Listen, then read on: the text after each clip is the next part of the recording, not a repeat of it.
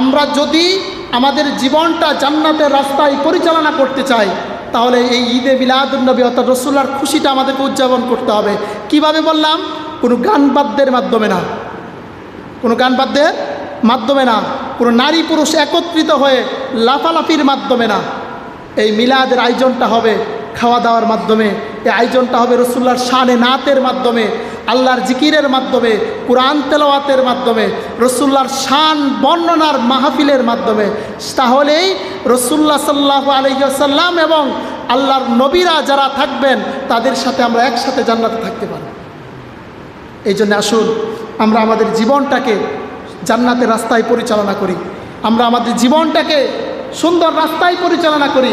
যদি এই কাজগুলো আমরা করতে পারি তাহলে আমাদের জীবনটা সুন্দর হবে, দুনিয়ার জীবনটাও সুন্দর হবে, আখিরাতের জীবনটাও সুন্দর হবে। আবারও বলছি, যদি আমরা রসুল্লাহর শানগুলো এই ঈদে মিলাদুন্নবীর মাসে যদি আমরা তুলে ধরতে পারি, আল্লাহ রাব্বুল আলামিন আমাদেরকে প্রথম সারির নবীদের সাথে আমাদেরকে থাকার তৌফিক দিবেন। আল্লাহ রাব্বুল আলামিন যেন আমাদেরকে প্রথম সারির নবীদের সাথে হাসর করে জান্নাতুল ফেরদাউসে, আমরা এই জায়গায় যেভাবে বসে আছি আবারও যেন জান্নাতুল ফেরদাউসে রসুল্লাহর কদমে এইভাবে বসার তৌফিক দান করে। সকলে বলেন আমিন। আপনাদের কাছে আমার অনুরোধ থাকবে, যারা মাইকের আওয়াজ শুনতেছেন তারাও মাথায় রাখবেন, আজকে 28 তারিখ চলে, 27 তারিখ মনে হয়, 27 তারিখ চলে সফর মাসের প্রায় শেষ মাস, মাত্র 3 দিন বাকি আছে। এই আগামী মাস অর্থাৎ 3 দিন পর থেকে শুরু হয়ে যাবে, অর্থাৎ সোমবার থেকে শুরু হয়ে যাবে। আপনারা সর্বনিম্নভাবে প্রত্যেকের বাড়িতে ছোট্ট করে হইলে অন্ততপক্ষে একটা মিলাদের আয়োজন করার চেষ্টা করবেন। কিভাবে করবেন? যদি সবারই নেওয়া জুমার দিন একত্রিত নেওয়া সম্ভব হয় তাহলে নেবেন, কারণ সবার আর্থিক অবস্থা কিন্তু ভালো না, সমান না, কথা ঠিক না? যদি এইভাবে না হয়, অন্ততপক্ষে জোহরের সময় মুসল্লি স্বাভাবিকভাবে কম হয়, প্রত্যেক জায়গায় 5 জন 10 জন হয়, ওনাদের জন্য সংক্ষিপ্ত একটু খাবারের ব্যবস্থা করতে পারেন, বেশি দরকার নেই 5-7 জন।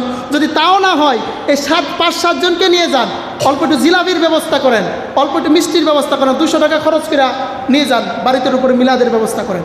যদি তাও না হয়, যদি মসজিদের মুসল্লিদেরকে নেওয়ার সামর্থ্য যদি আপনার না থাকে, অন্তত আপনার পরিবারে যেই 4 জন 5 জন পরিবারে থাকে না, ভাই ভাগ্নি, আপনার নিজের ছেলে মেয়ে মা বাবা, ওদের 4-5 জন নিয়ে হলে অন্ততপক্ষে এই মাসের ভিতরে ছোটো করে হইলে অন্ততপক্ষে একটু জিলাপি দেওয়া হইল, একটু মিষ্টি দেওয়া হইল, পরিবারের লোকগুলো নেওয়া হইলে অন্ততপক্ষে একটা মিলাদের ব্যবস্থা করবেন।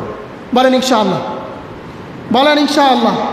আপনাদের আবারও বলতেছি, যদি মসজিদের মুসল্লি সবাইদের খাওয়ানোর সমর্থ থাকে, শুধু মসজিদের মুসল্লি কেন, আপনি সারা দেশের মানুষেরা খাওয়াইতে পারেন, কোনো সমস্যা নাই, কারণ